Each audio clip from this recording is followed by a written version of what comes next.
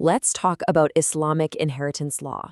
It's this incredibly detailed and honestly often really misunderstood system of rules, rights, and responsibilities. So, we're going to dive into the foundational texts to try and understand how this whole system was designed to work in the first place.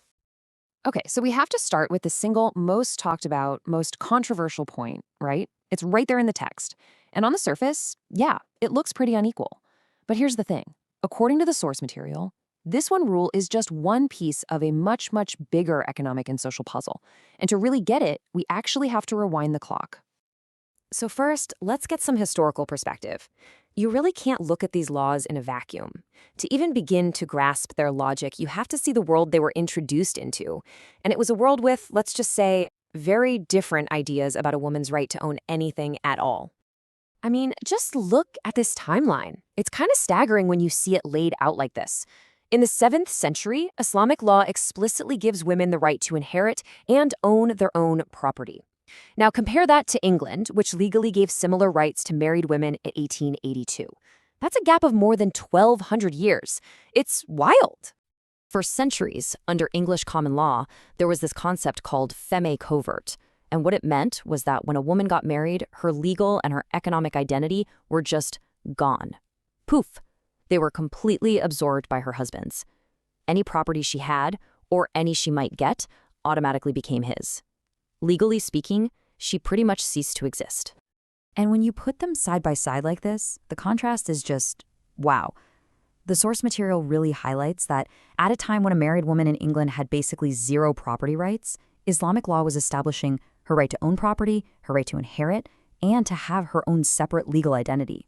But believe it or not, that's still only part of the story. And that leads us to this, a really crucial point that gets missed in this whole debate so often. Before we even think about those fixed shares, this verse emphasizes what comes first, the personal will, or wasiyah. The main instruction is to create a will for your family that's decent and equitable. So what does that actually mean? It means those fixed inheritance shares that we started with, they aren't the first or the only option. They're basically a safety net. They're a default system that kicks in only if someone passes away without leaving a will. The person's own will is what's most important. So, what happens when that backup plan is needed? Let's take a look at how this divine calculus of fixed shares is actually supposed to work. Well, first things first, there are some really important preconditions. Before a single penny is given out to the heirs, all of the deceased person's debts have to be paid off. Completely. Any specific gifts they mentioned in their will also have to be honored. It's only what's left over, the net estate, that gets divided. Okay, so here are a few of those fixed share scenarios. You've got the classic example, one son, one daughter. The son gets twice the daughter's share. But look closer. It's not always a 2-to-1 ratio. If there are only daughters, they share 2/3 of the whole estate. And parents have their own fixed shares too. So why these very specific proportions? And this, right here, brings us to the core argument of the source material. The different shares are not about a person's value. They're about responsibility. The whole system is aiming for what it defines as equity for the whole society, not just simple mathematical equality for one person.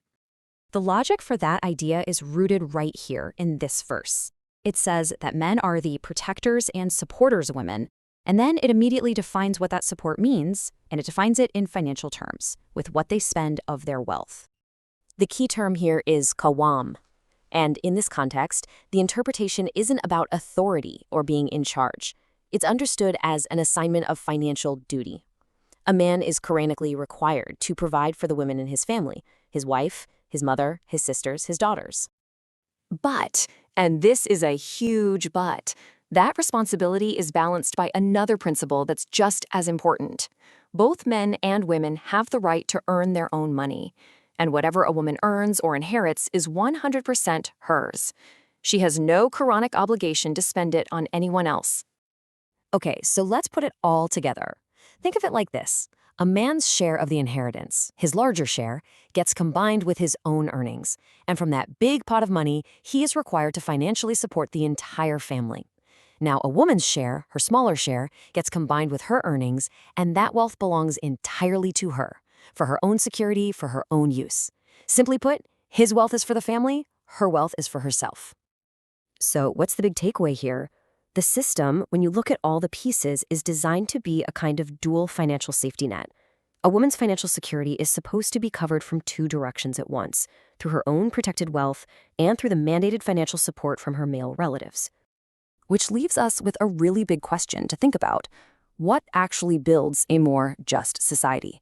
Is it a system based on identical rights for everyone? Or is it a system based on defined complementary responsibilities? It's a fundamental question, really, about the relationship between equality, equity, and the very structure of a community.